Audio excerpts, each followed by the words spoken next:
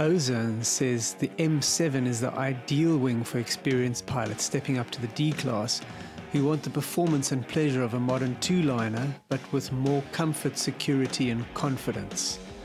So what's it like to fly? And who should buy one?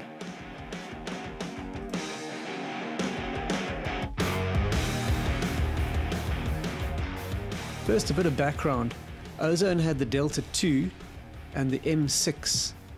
The pilot demand gap was fairly big between those two wings. Then Ozone brought out the Zeno, also aspect ratio of 6.9, but a two-liner with higher pilot demands than the Mantra M6.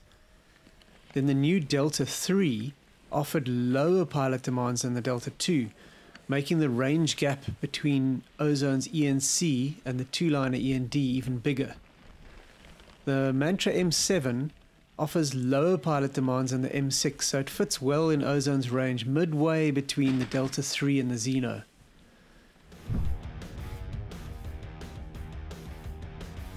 The M7 inflates fairly readily considering the size of the cell openings, which are narrow. It's pretty typical for this level of wing. So getting the wing open and building a wall in moderate to strong winds is as expected.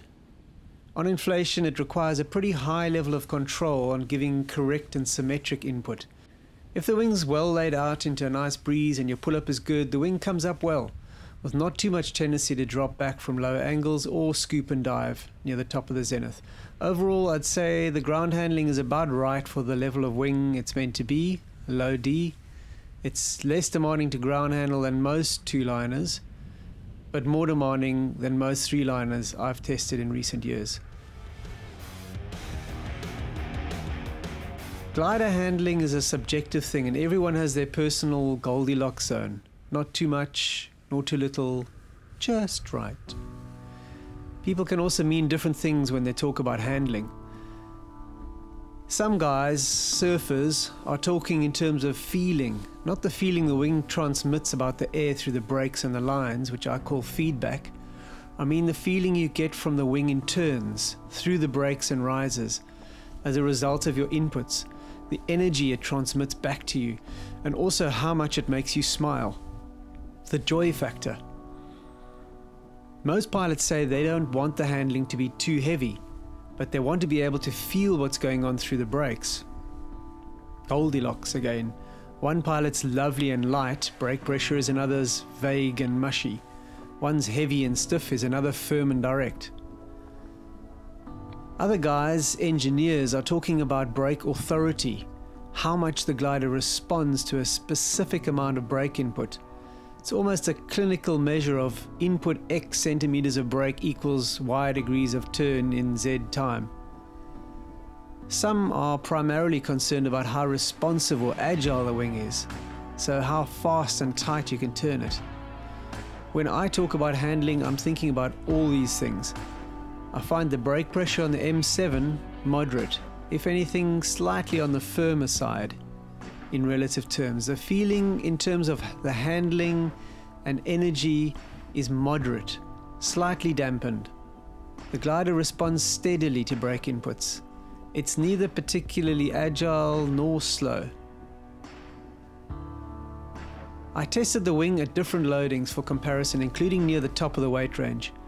Some pilots are convinced that all wings, especially higher-end wings, should be flown near or at the top of their recommended weight range by all pilots.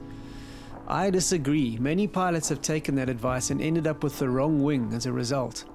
What's right for you might not necessarily be right or best for others. Normally I prefer to fly wings around the middle of their recommended weight range for all-round best behavior. If I flew the M7, then I would fly it near or at the top of its weight range because I prefer a wing that's more dynamic and agile rather than more docile and placid. The feedback from the M7 is rather dampened for a D wing. It's very pitch stable, which leads to a slightly vague feeling. Functional rather than pleasurable. I found myself looking up at the wing more than usual, not because the wing was making me nervous, but because it wasn't talking to me. I prefer firm and direct feedback of information. The M7 is calmer than the M6. It climbs well, good for the class. However, despite flying near the top of the weight range, I found the wing was hanging back on entering thermals. There's that delay you might expect from a lower rated wing. At full speed, it is comfortable and undemanding with an effective rear riser control system. Their B-C connectors on the M7 is very good, with a simple pulley on the Bs carrying a thick Dyneema line bridge from A to C. I felt the M7 climbs pretty well in light to moderate thermals, but it felt like it was more suited to stronger, punchier climbs than the weaker stuff. Unusually for a D-wing, I was always feeling like, come on, give me a bit more speed, more energy, more feedback, despite me being loaded at the top of the weight range and flying in light conditions.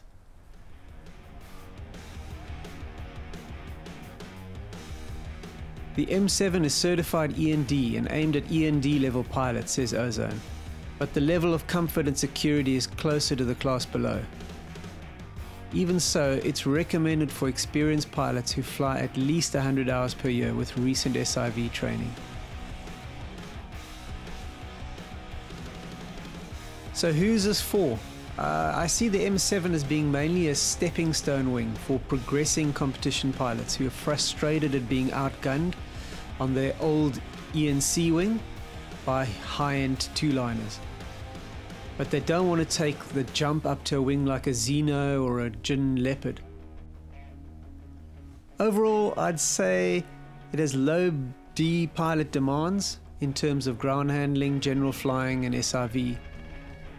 Turns seem pretty average for the aspect ratio. If anything, the wing lacks a bit of speed and energy for the class. If you're not obsessed with performance and you're looking for a wing that is coordinated, comfortable and reassuringly solid on full bar, then the M7 might suit you. This M7 that we use in the review is now available to buy on our second-hand site, so check that out. Find out more about the M7 on our website, and you can also read the full written review on our blog.